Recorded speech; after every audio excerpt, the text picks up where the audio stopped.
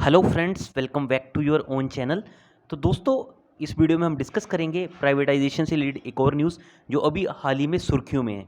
तो बेसिकली ये बातें जो फाइनेंस सेक्रेटरी हैं टीवी सोमनाथन उनकी तरफ से कही गई हैं। तो आप न्यूज़ का हेडलाइन देख सकते हैं, government to eventually privatise most public sector bank says finance secretary.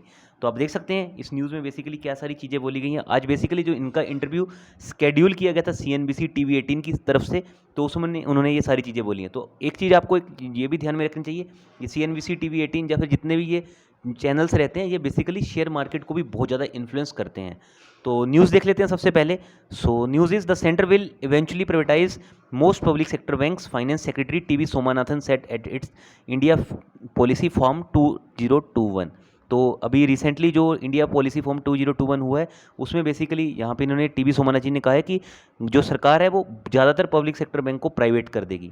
Next आप देख सकते हैं, the finance secretary however said these were his personal views and note of the government. तो उन्होंने कहा कि ये उनके खुद के व्यू हैं और ये गवर्नमेंट के नहीं हैं।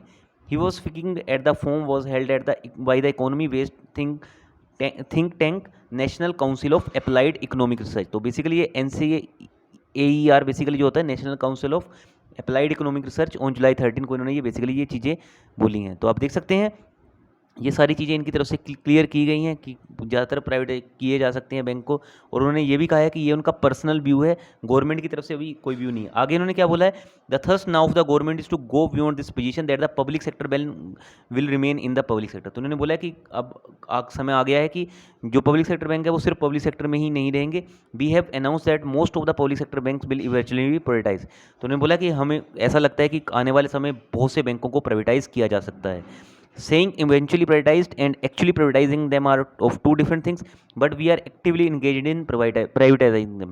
तो उन्होंने बोला है कि प्राइवेटाइज करना और प्राइवेटाइज होना ये डिफरेंट थिंग है, बट हम पूरा कोशिश कर रहे हैं यहाँ पे बैंकों को प्राइवेटाइज करने का। And banking is one of the sector where only where minimum public sector banks will eventually remain. उन्होंने बोला कि बैंकिंग सेक्टर ऐसा बैंक सेक्टर होगा जिसमें बहुत कम पब्लिक सेक्टर बैंक, बहुत कम सरकारी बैंक बचेंगे। तो दोस्तों ये सारी चीज़ें उन्होंने किसको रिपोर्ट की हैं, CNBC TV 18 को। आप देख सकते हैं, he also said the subsidy schemes run by centre need an overhaul, so the focus should be diverted to essential items that need the actual support. He also advocated for an improvement in public expenditure across education, health and infrastructure to ensure fiscal improvement. He also said the center has fixed the initial glitches that were faced by taxpayer during the launch of new income tax filing portal. तो दोस्तों आपको क्या लगता है, यहाँ पे बैंकों को प्राइवेट करना एक प्रॉपर सोल्यूशन है?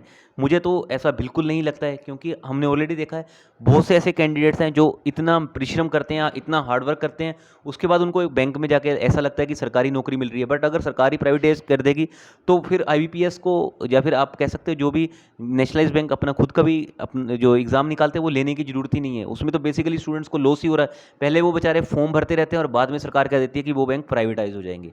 तो इसके अलावा और चीज़ मैं बोलना चाहता हूँ, आपने रिसेंटली एग्जांपल देखे होंगे येस बैंक के और इवन ICICI बैंक के।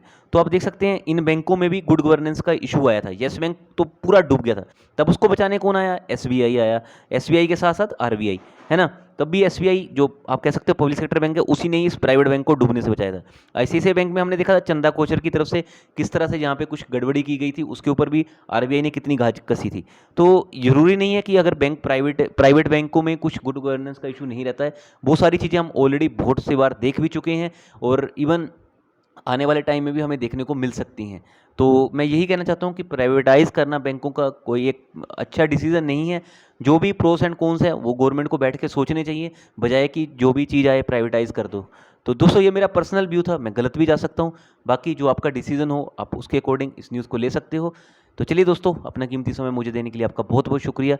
फिर मिलेंगे किसी और दिन किसी और न्यूज़ के साथ। So thanks for watching the video.